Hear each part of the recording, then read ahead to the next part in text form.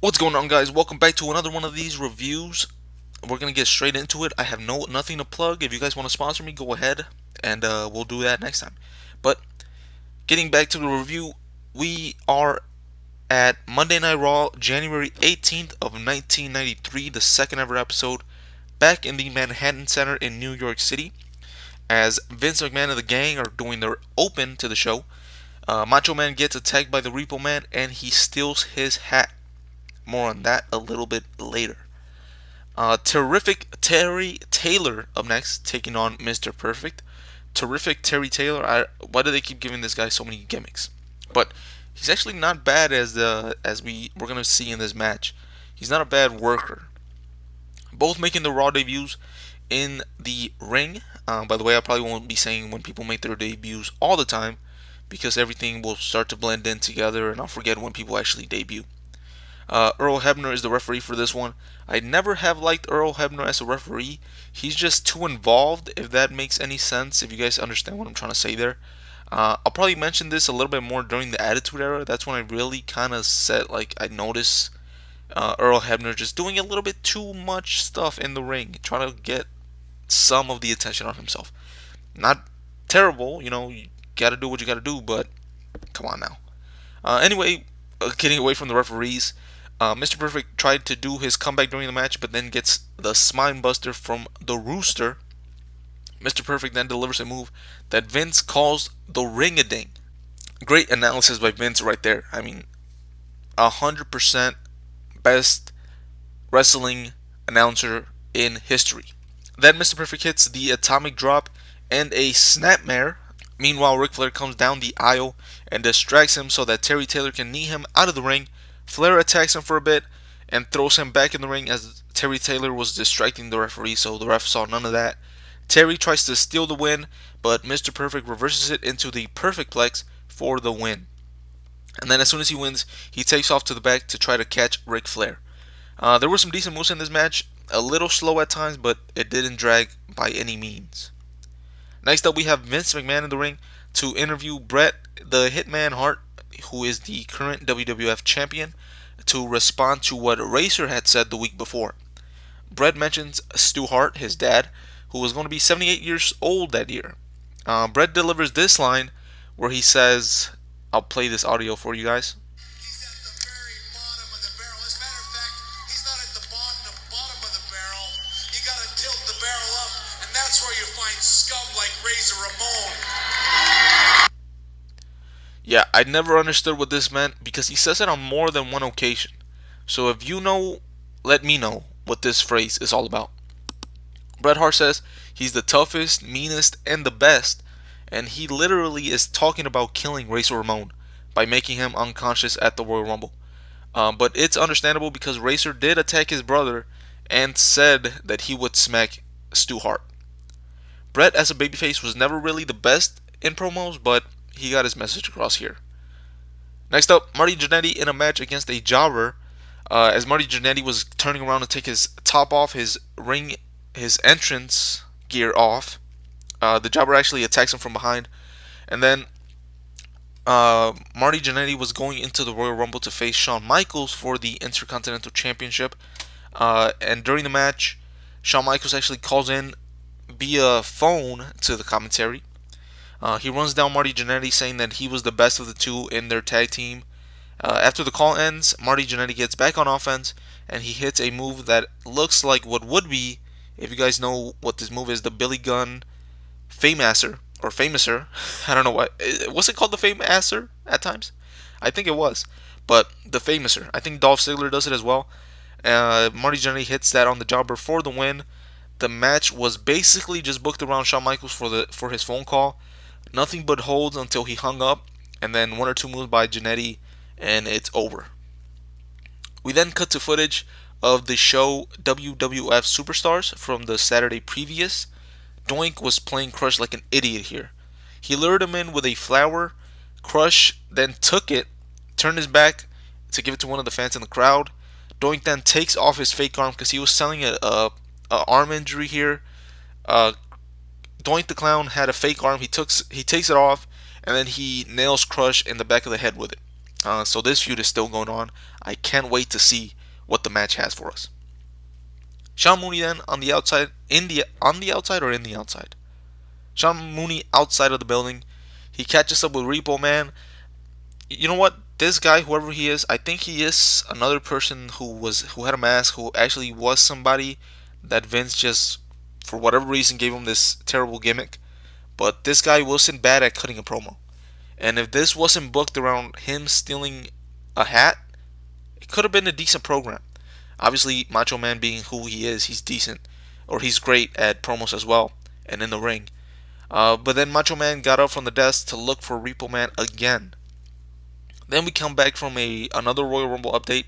I'm not gonna go through that one, but coming back from that, Sean Mooney back outside of the arena. We have Macho Man joining him, and then he's still looking for Repo Man, and then it just goes on to the next segment, which is Tito Santana in a match against Ric Flair. Vince actually says Tito has a chance to win the Royal Rumble. Yeah, okay.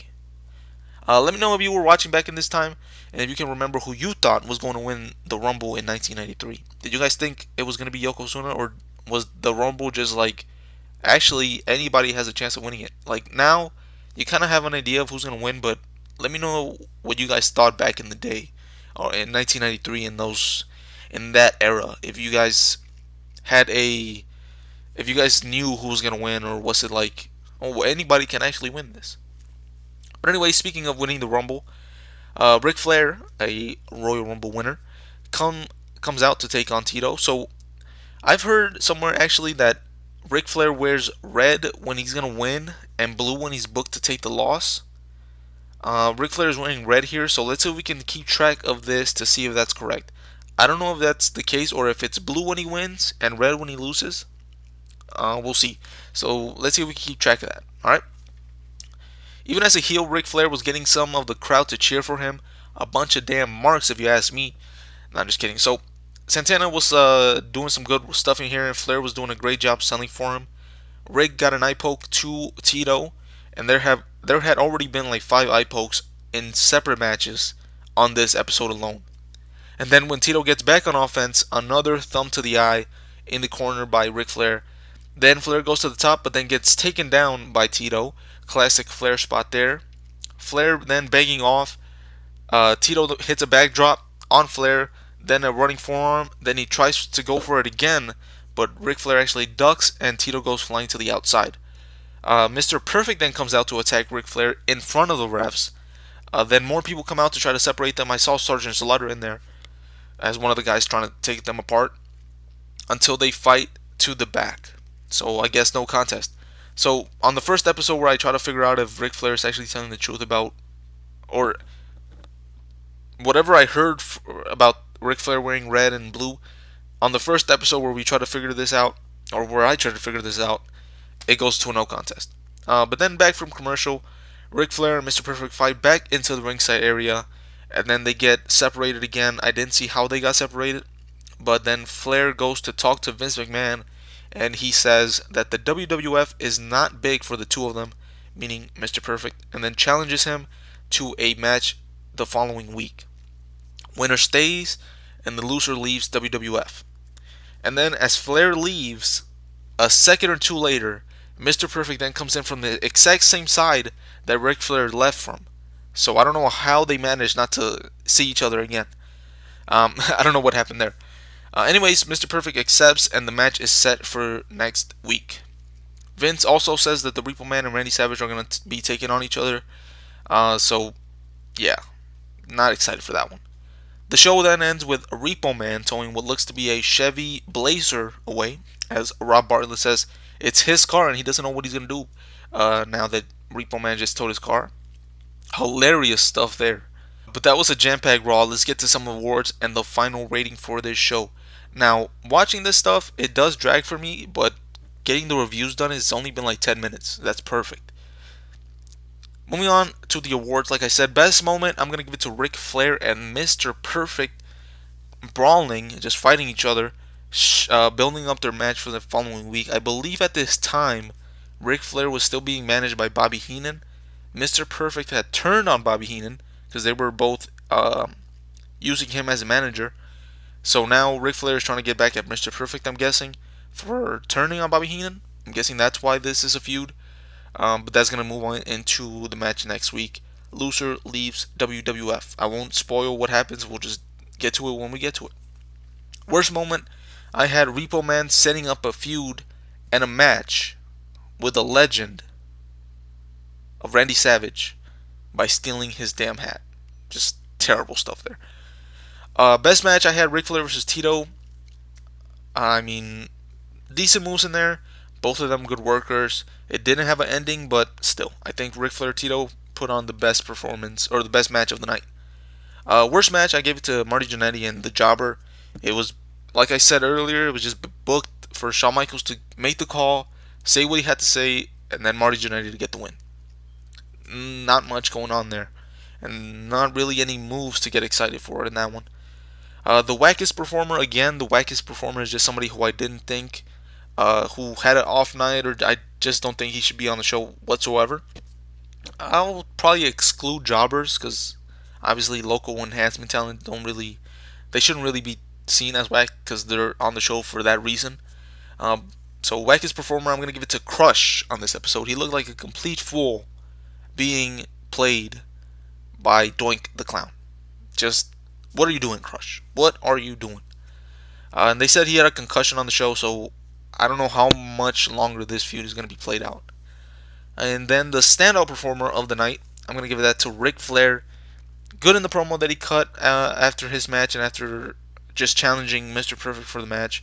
He was good in his performance in the match against Tito Santana, and then obviously selling the feud with Mr. Perfect in the brawl and just going all out in fighting each other. So my overall rating for the second ever Monday Night Raw episode, I'd say another C-level show. This one is worth checking out mainly for the Mr. Perfect and Ric Flair segments, and they were on more than one part of the show, so it's worth looking back on this. The Repo Man really brought this show down a letter grade, but hopefully his stuff will be gone by next week in his match against Randy Savage. And we obviously also have Mr. Perfect and Ric Flair next week, so I think that Raw is going to get carried by them again. So leave any questions or comments, and I'll try to answer them in one of these review videos. But until the next episode, the next review, I'm out.